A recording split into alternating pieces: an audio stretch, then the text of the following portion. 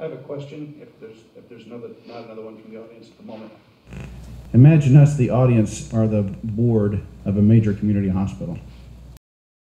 And we're embarking on an initiative to either substantially replace and renovate or build a new facility. What top piece of advice in technology investment would you give that facility from your particular perspective? You first. Carrie, would you like to go first? No, I think I'm going to come back to the wireless as a utility message. So contemplate wireless as a base, your wireless distribution as a base building utility. We know that you've got to support multiple levels of service. So we think wireless to support consumer needs, people walking in and out with their own devices, the enterprise needs, so your facility can do its business, and then what we kind of dub medical grade. So you've got all these devices actually capturing patient information that needs to go somewhere. It needs to get either to another device or into the electronic medical record.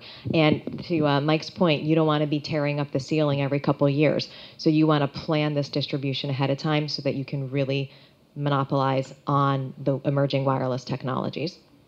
And I will take it up one level from that, in that what I advise people is that if you want to know what the future of healthcare is going to look like, just look at the present day of every other industry.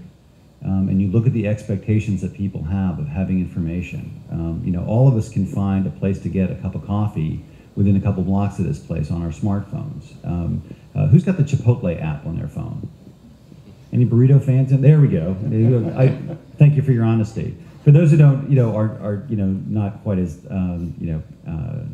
forward thinking, what the Chipotle app allows you to do is identify the nearest Chipotle based upon your GPS coordinates, directs you to that place, and allows you to order a custom-made burrito that will be waiting for you, paid for, at the moment you tell it to arrive.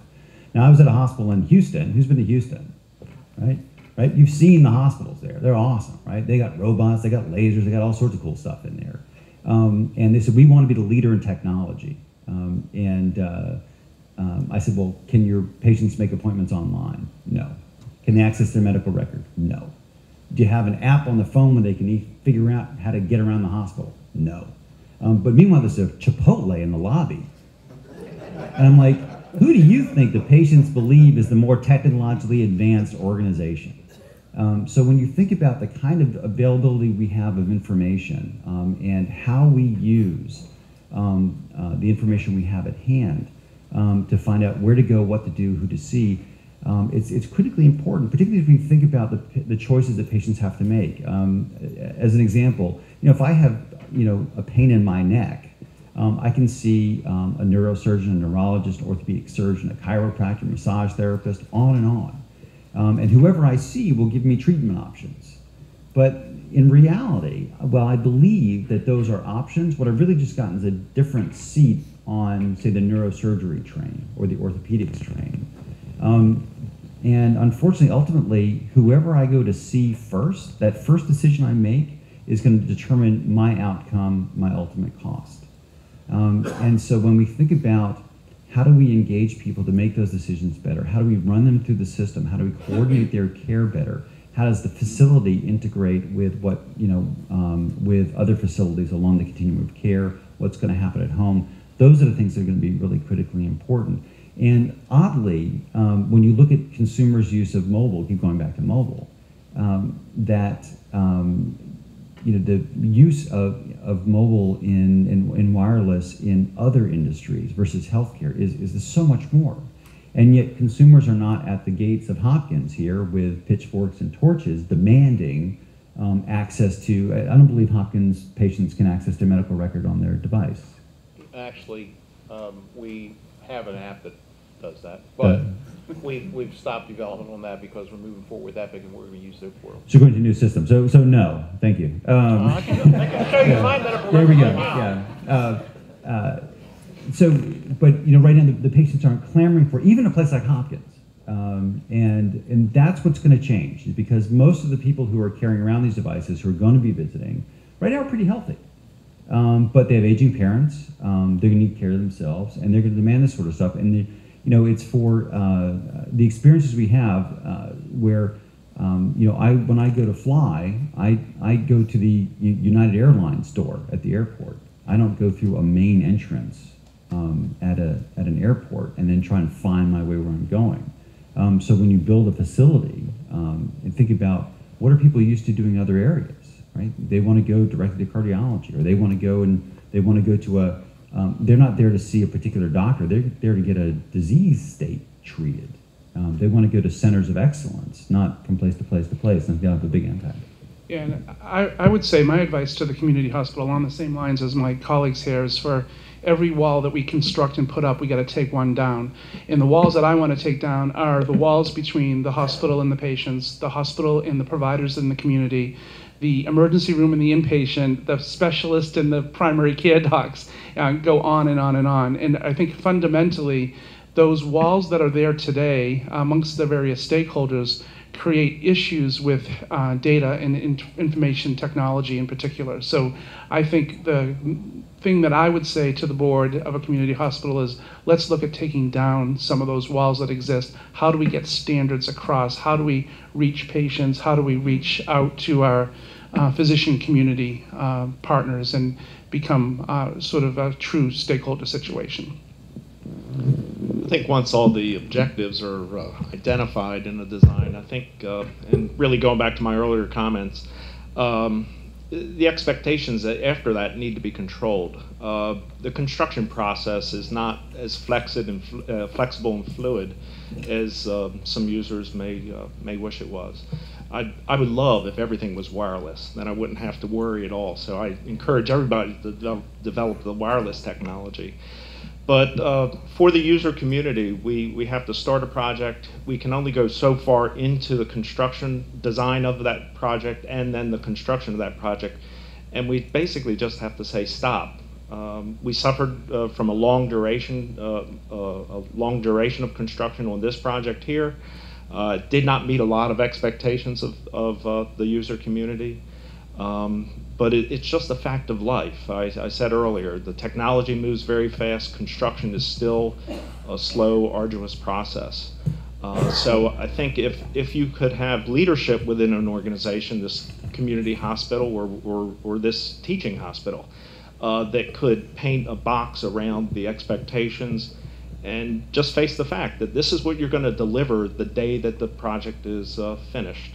That would be a tremendous help, both in efficiently completing the project, but also it helps in the financing of the project as well.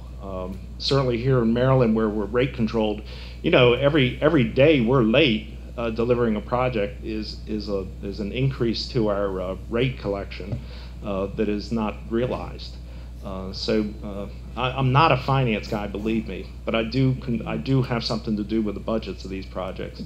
And we have to remember we have to pay for these things, and we have to live with our decisions. We may not be happy with them, but we do have to live with them at some point in time. And I think kind of rounding this out to the community hospital facility design, when you look at budgets and you look at what is that model of care going to be in the community. And I had a client one time that used this great phrase that I think is perfect here, but it is knowing who you are and who you serve. There are a lot of community hospitals that are satellites of a major hospital, and so knowing what kind of patients you're going to treat out there, what kind of services you're going to provide, what you're not going to do out there, what you're going to maintain at the main hospital, all of that decision making has to be done up front so that the entire facility response from a medical technology, from a number of spaces, are you going to see CV patients out there? Are we just going to do some cardiopulmonary diagnostics, or are we going to need to have a cath lab out there? What does that mean from the practice standpoint? I manage medical equipment budgets that's what our company does, but when you look at any major project, the construction cost is usually the highest, but in many cases, the medical equipment cost can actually be higher than construction. So we hold a lot of costs in our control. And when we look at community hospitals, both I think on the facility design construction costs as well as the medical equipment, I think clients tend to focus too much on first cost. And when you actually look at costs over time, the building, the contents, the FF&E, all of that is really only about 1% of the total cost. Everything else is operational. I mean, you could look at so many decisions up front that say, I need to shave, 50,000 here, 100,000 here, and they make poor choices. They cut big things that ultimately, to go back in later and to increase the size of the steam line, or increase, the HVAC or the redundancy capabilities, or to put in additional wireless, or to make that room acuity adaptable instead of just being a med-surg room. Maybe it's got some infrastructure to convert it to an ICU. I would say to any community hospital to really choose carefully the things you need to cut. I would rather not buy all the equipment for the extra 20 beds that they're building. Build the room, put the flooring in, put the lights in, but let's hold back buying monitors, beds. We could save hundreds of thousands of dollars if they're not going to open the door with all those patients. And just really plan for the ability to make smart decisions now that allow you better adaptability and flexibility in the future. I could probably go on with this one forever, but there's a few key things I think that we learned from the project. In keeping with what Howard said, although we want to, we've got certain deadlines we have to meet so that building can go up, but we probably have some decisions we can delay for end devices or things like that. So what we want to be able to do is have a building so the infrastructure itself, the fiber, the cabling pulled through, the power going into the data closets, things like that are taken into account up front. We have a nice UPS system and generator that services the building, but per JCHO, they test it once a month. So what does that mean? Boom, boom. What's that do to electronics? Boom, boom. If you've got a care provider that's in the middle of dealing with a patient and their device goes down, they don't want to hear, oh, I've got to wait for this to come back up. They don't want it to go down. So we have to find ways to think about how do we route around that? How do we deal with those kinds of things? I would spend the time up front to really look at your infrastructure, determine what has to be up and highly available, and design it that way. For us, we put 2 power supplies and Ethernet switches so that we had one coming from building power and one coming from the UPS. And if we lost it because of testing, we're still okay. So we did things like that so that we could probably avoid a lot of those types of issues. Today, I say wire where you can. I'm sorry, wire where you can, use wireless where you have to. I say that today because the technology is not where it needs to be, but it will be, and that's going to change a lot in the next couple of years. Put a distributed antenna system in, have plenty of Wi-Fi connectivity within the building, provide a guest net or some similar type of access for your patients and their families, provide an intelligent TV service that you can tie into some of your data systems so a patient can look up their records or can see who's taking care of them or can have access to email and things like that. And those are the things I'd concentrate on. You can always decide what kind of device goes to the end of that wire, the last 18 months or so of the project. And we delayed some of those decisions as long as we could. Yeah, I think one point, picking up on Lisa's comments about future needs and I think the main thing I would advise in that regard, advise a community hospital is try to design the space so you don't cut off future options. I think one mistake we made here, we have patient rooms that are skinnied down, just to the nth degree. You can't rebuild that patient room, and now we're suffering in trying to renovate an old bed tower that's 30 years old and trying to give it 30 years more life. But we have that patient room, so you can you can rerun wire and it's an inconvenience. You can rerun conduit and it's a terrible inconvenience. But the ability to create more space, whether in volume or in square footage, is a near impossibility if you want your asset to last. So I thought we were going lightning round on that. But no, I just say, the bottom line for me is, you have to be positioned to give patients the right care at the right time, wherever they are. So definitely think beyond your walls. And remember, for the long-term sustainability and viability of your institution, you should look towards strategic partnerships and affiliations, because we are seeing more and more that scale really is important, especially in addressing the cost challenge.